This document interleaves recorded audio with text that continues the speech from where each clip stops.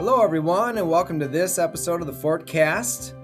I am your host, Dr. Michael Anderson, ear, nose, and throat physician and president and CEO of Fort Healthcare. And with me today is a very special guest. We have with us Dr. William C. Hofmann, ear, nose, and throat physician, and somebody who's been a dear friend of mine for many, many years. So, Echo that, brother. Good to see you.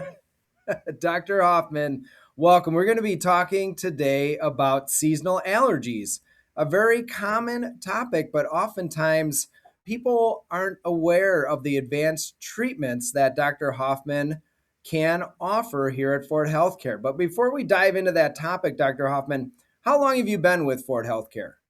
Well, I was trying to figure that out, but since I was always lousy at math, I'll just say I came up here in 2009 and been happy ever since. So I think that means I'm getting close to 20 years, but not quite there.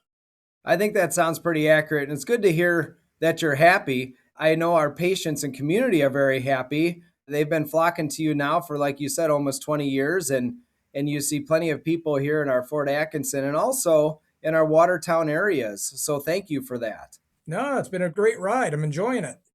Good, good. Well, hey, you ready to talk about some seasonal allergies? Let's do it because it's here, man. It is It definitely is here. here. It is here. We get a little break over the winter months. But Dr. Hoffman, can you kind of just summarize for our audience what exactly are seasonal allergies? What does that mean if somebody says, I am a seasonal allergy sufferer?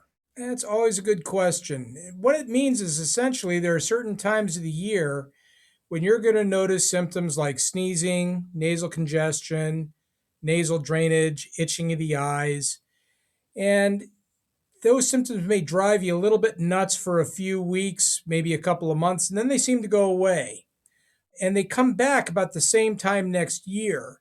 So when you have that kind of a situation, treating your allergies makes sense because it will make you much more comfortable.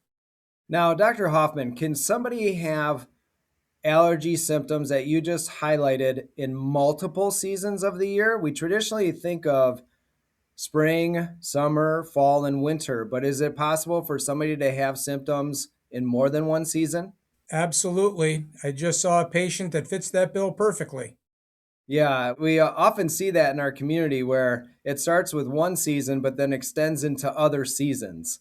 So when somebody has those sort of symptoms, Dr. Hoffman, they may seek treatment through their primary care physician or provider. And what kind of medical treatments exist? Pharmaceutical treatments. There are several different ways to treat it. Most people, I think, are quite familiar with antihistamines. They've been around for a very long time. And currently, we have several that are what are called non sedating antihistamines that work quite well and only need to be taken once a day. People will also use things like nasal steroid sprays, which are extraordinarily effective. In fact, they're probably the most effective ways to treat the nasal symptoms of allergy. People can also use things like intranasal antihistamines, such as Astapro. And there's been some recent literature that shows that using Astapro in conjunction with a nasal steroid spray is highly effective at treating most of the symptoms that people will experience. I think we can both agree that we've been around long enough where we have seen a lot of these allergy medications go from prescription to over the counter. So, those classic antihistamines that you were talking about, like our friends Allegra and Zyrtec and Claritin, and then the over the counter nasal steroid sprays, Flonase, Nasonex, and Nasacort, those are now all available at patients' disposal. And Exactly. And um, easy to get a hold of and very easy to use. right, just follow the directions. So when you see somebody in your office, Dr. Hoffman, is it somebody who has tried those medicines typically and they're just not getting better? Is it somebody referred to by their primary care provider? Can you take us through that journey a little bit as to what drives the patient to come and see you as an allergy specialist, ear, nose, and throat allergy specialist? Well, I think the main reason people will come in is they just don't feel good. Quite frankly, they've been taking their medication and it's either no longer working or it's working a little bit, but not like it used to. So they have symptoms much more frequently. And I think people just get tired of it. A lot of people will tend to use one medication. And one of the things that, well, both of us know is that sometimes two and maybe even three medications are needed to help get them under better control. So, one of the first things I generally do when I see a patient is I try to find out what they've tried and what's worked for them, what hasn't. And then I will often mix in other medications to see if we can't give them some more relief. Now, one thing I want to touch on, when somebody has not gotten to where they want to be medically with their seasonal allergy symptoms, at what point do you consider allergy testing that patient? Excellent question, Dr. Anderson. It's really, you can do testing just about any time if people really want it. For folks that are not getting better on a couple of medications, I think allergy testing is extraordinarily helpful. In addition, if people have an underlying diagnosis of asthma or other respiratory issues, allergy testing is, some would say, almost essential, just because allergy can affect those other lung issues as well. So, in my book, I start to think about testing when people just aren't getting better. If they're coming into my office and they're not getting better on their stuff, I'm going to recommend it more times than not.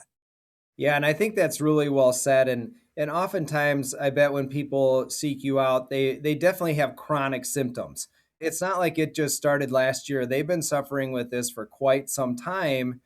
And most of the time, they're going to want some answers. What am I allergic to? Or how allergic am I to X, Y, or Z? So, if we talk a little bit about the allergy testing itself, Dr. Hoffman, what do you test for when a patient goes through allergy testing? Well, we have a mix of common allergens that are in our area. We test for various trees, some of the field weeds that people are familiar with, like ragweed and such. Mold is a big contributor. Grasses, huge contributor given where we live. We also test for pets, dust mites, and a couple of things which aren't so pleasant, like cockroaches and mice. We also have the ability to test for things that people might want. For example, if someone keeps horses or rabbits, we have the ability to test for allergy to those as well. Yeah, and I'd really like to highlight that being primarily in a rural farming community, we are able to tailor allergy testing to some of those furry friends that we may have on a farm, like you mentioned, like horses. I think that's so important for our audience to understand. I would agree with that because if you're exposed to it and you're allergic to it, you will have symptoms. And it can explain why people feel badly year round. It's not that it's seasonal, it's that their horse is giving them a problem. Right. So, Dr. Hoffman, do you do specific food testing when you have somebody allergy tested? Also, a very good question. And I get that a lot actually. We do not do food testing largely because it's not terribly effective. Interestingly, there's often some cross reaction with environmental allergens. So, if someone is allergic to a certain allergen, for example, and they have an apple, for instance, they can get tingling in the mouth and so on.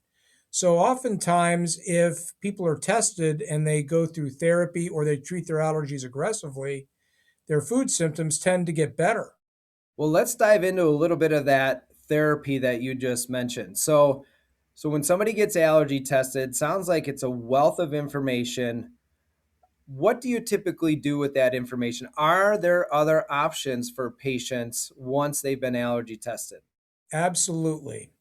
The main reason that allergy testing is effective is because it tells the patient what they're allergic to so they can avoid it if possible. The best way to treat allergies is to avoid what you're allergic to. Now, sometimes you can do that and sometimes you can't. But to give you an example, for folks that have a dust mite allergy, for example, use of dust mite covers on mattresses and pillows in conjunction with frequent washing of bed linen is a great way to control the allergy exposure, and people will feel better. In addition, if I know what you're allergic to, and more importantly, how allergic you are, we can start thinking about doing things like immunotherapy, whether we do sublingual drops or allergy shots, which are more definitive and actually offer a chance not to control the problem, but to actually get rid of it. If you could just put it in the most simplest of terms, I know immunotherapy is a very, very realistic option for a lot of patients who suffer from seasonal allergies. What exactly, just in simple terms, is immunotherapy? Immunotherapy is basically training your body to ignore what you're allergic to. And we do that either with drops that are given daily under the tongue or with the more commonly recognized allergy shots, which are given weekly. So, do you have a specific conversation with patients about, let's say they're interested in immunotherapy? What are the different pros and cons, if you will, on doing the traditional allergy shots or considering sublingual immunotherapy? What are the differences between the two? The biggest difference is frequency of treatment. With the sublingual therapy or the allergy drops, it's a low dose treatment that is given daily, and it's safe to be given at home because it is a very low exposure. So people build up a resistance to the allergen that we're treating over time. It's great for kids because I don't know a kid that really likes needles. I'm an adult and I don't like needles. So it does give people a way to treat their problem much more comfortably and without discomfort. It has an additional advantage in that you don't have to miss treatment. If the family wants to go on vacation, they take the drops with them and they don't miss a beat. Now, allergy shots are still considered the gold standard, I think, because they tend to work in over 90% of people. The way these are given is in office. People will come in, they get their shot, and then they got to stick around for about 20 minutes. That's due to the fact that any allergy shot can lead to problems with breathing, and we have to monitor folks for that for the first 20 minutes or so. After that, they're free to go and come back next week. So it sounds like on an individual level, Dr. Hoffman, you go through quite a bit of the pros and cons whenever somebody is considering immunotherapy. And part of that discussion is, what is the typical timeline for immunotherapy? In other words, how long does somebody have to do this until they will notice a noticeable difference or the effects will become permanent? Again, a very good question. And the base response is it depends on how allergic you are. Obviously, the more allergic a patient is, it takes longer to desensitize that patient. I usually tell folks we're looking at a couple of years at the very least, but the results tend to be excellent after they complete their therapy. Just to give you an example, my son is a terribly allergic person. We tested him when we actually started our program here, you might remember. And I think he topped out at, I honestly think it was 28 out of 30 allergens. And he was just ridiculously responsive to all of them. We started him on allergy drops, and he's now 23 and feels fantastic with no allergy symptoms whatsoever. It took us about 5 years to get him there because he was so allergic, but he's the exception, not the rule. I think most people are going to feel better within about anywhere from 6 months to a year.